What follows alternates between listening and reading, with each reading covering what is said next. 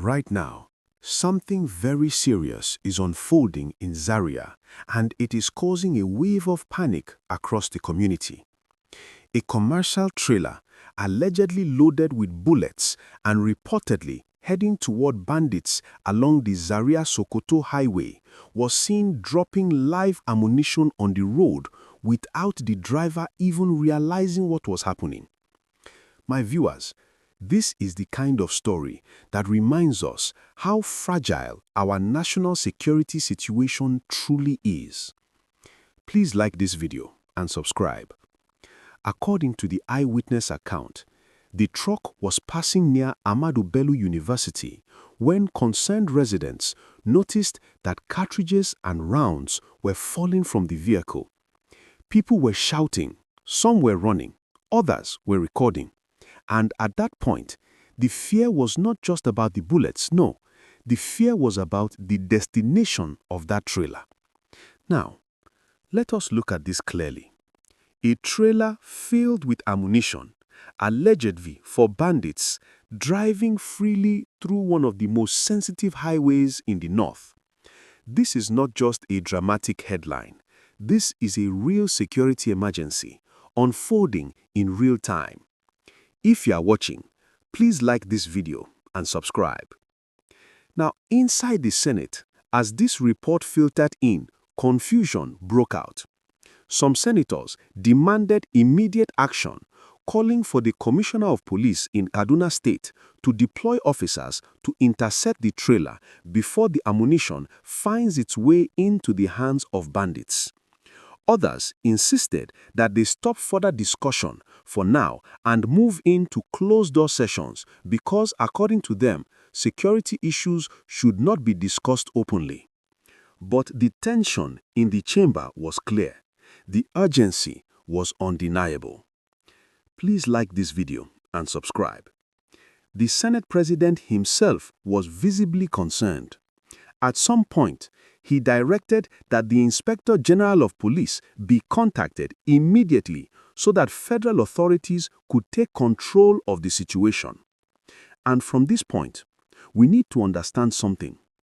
The fact that elected leaders were debating in real time how to stop a truck loaded with loose ammunition tells us everything about the state of Nigeria's security environment today.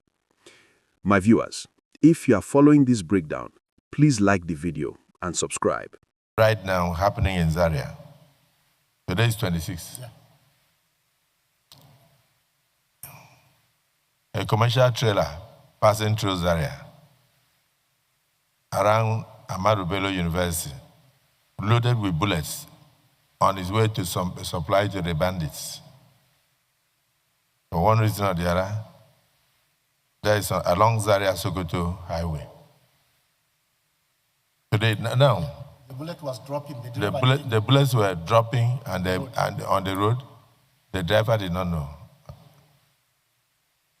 And was still going, and the bullets were dropping. I hope he has been apprehended. Yeah. So I use this opportunity to call on the Commissioner of Police in Kaduna State to quickly send a team to go and escort the trailer loaded with bullets. Bullets are dropping on the road. The people are crying. I think we should stop further discussion on this matter and go into the prayers, because there is a lot of work to be done. So, there's no need to, whatever you are going to say, Senator Plank, these bullets that are dropping on the ground, we need to make a resolution on this now, before the bullets find their way into the hands of the bandits. Are you going to say that the bullets should not be?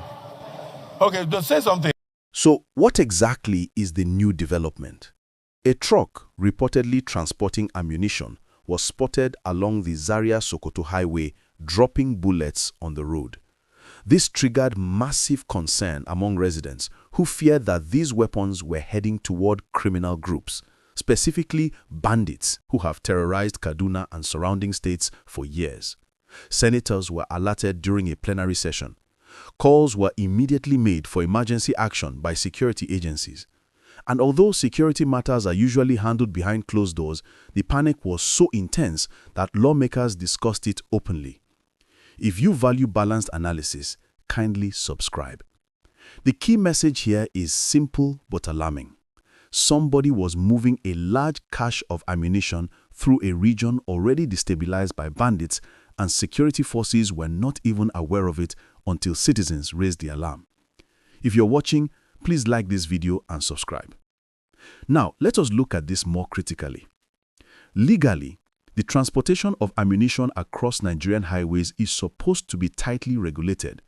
There must be documentation, there must be escorts, there must be transparency on the origin and the destination.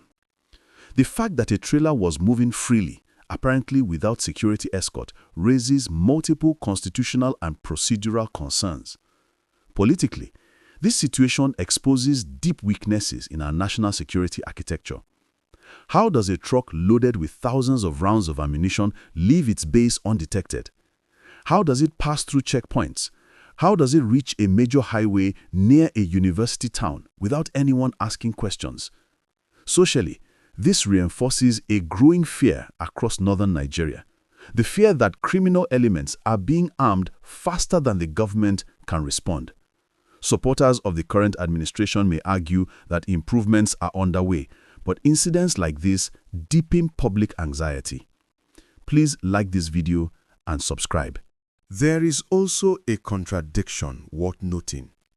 Senators said security matters shouldn't be discussed openly, yet the urgency forced them to break protocol. That shows the level of desperation. It shows how unprepared we often are when danger appears suddenly. It shows how, despite years of fighting banditry, systems meant to intercept illegal weapons are still failing in critical moments. My viewers, if you are following this breakdown, please like the video and subscribe. From this point, we need to step back and look at the bigger picture. Nigeria is facing a matrix of national challenges, insecurity everywhere, from bandits in the north to kidnappers in the south. Political tension as elections, power struggles, and regional rivalries intensify. Economic hardship pushing families into frustration. Youth restlessness as unemployment continues to rise. Ethnic and regional suspicion fueled by every incident, every rumor, every crisis. Now imagine all of that and then add this: a trailer allegedly transporting bullets to bandits. This kind of development affects not just Zaria, not just Kaduna, but the entire northern corridor. Families traveling through that road become afraid. Communities already traumatized by previous attacks begin to panic again. Farmers who have been struggling to return to their farmlands may withdraw. Parents whose children attend ABU Zaria start calling and texting to check if the campus is safe. This is how one dangerous incident triggers multiple waves of fear and instability. If you value balanced analysis, kindly subscribe. What happened in Zaria today is not an isolated event. It feeds into a national pattern where weapons, small arms and light ammunition move too freely across the country. And each of these movements contributes to the violence that communities face every day. Now let us talk about the emotional side of this story. Residents who saw the bullets dropping were terrified. Some screamed. Others picked up the cartridges as evidence. Many were simply confused. How do bullets fall from a trailer like bags of onions? Supporters of security reform say this proves why Nigeria needs more investment in intelligence and border control. Critics, on the other hand, are saying something deeper, that this might not be a random event, that too many accidental discoveries of weapons happen in regions already plagued by violence. Families who have lost loved ones to bandits are reliving old wounds. For them, every bullet that reaches a criminal group represents another child kidnapped, another father killed on the farm, another mother assaulted on her way home. Communities are divided between fear and anger. Fear of more attacks, anger that the system keeps failing them. Through all of this, we must remain balanced. Not every trailer carrying ammunition is illegal. Not every driver knows what he is carrying.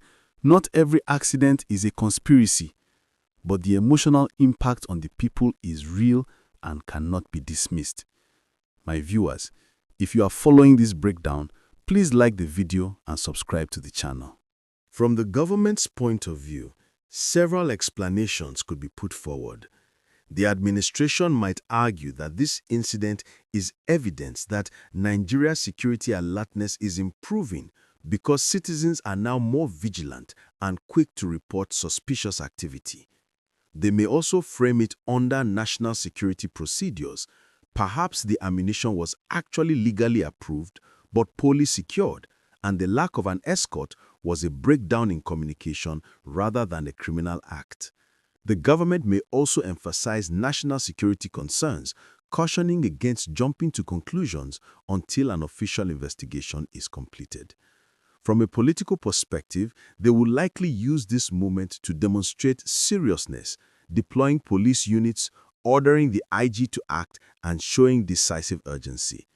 Please like this video and subscribe. Now, what comes next? Expect swift movement from the police, DSS, or even the military. They would trace the trailer, interrogate the driver, and investigate the source of the ammunition. There will be fear. There will be debates on radio and social media. Opposition parties may use this as evidence of government failure. Those in power will attempt to show control and urgency. This kind of incident could trigger new calls for highway surveillance, tracking of weapons, and stricter protocols for transporting ammunition. Nigeria's foreign partners, especially those supporting counterterrorism, might raise questions about how arms keep moving within the country. When insecurity rises, transportation costs rise, food becomes more expensive, investments slow down, communities withdraw into fear. If you value balanced analysis, kindly subscribe. In the end, this situation in Zaria is not just a story about a trailer. It is a story about a system struggling to hold together. It is a story about citizens who are tired of living in fear. It is a story about leaders caught between protocol and urgency. And most importantly, it is a story about Nigeria, our Nigeria, trying to navigate through insecurity, hardship, and uncertainty. My viewers, please like this video and subscribe.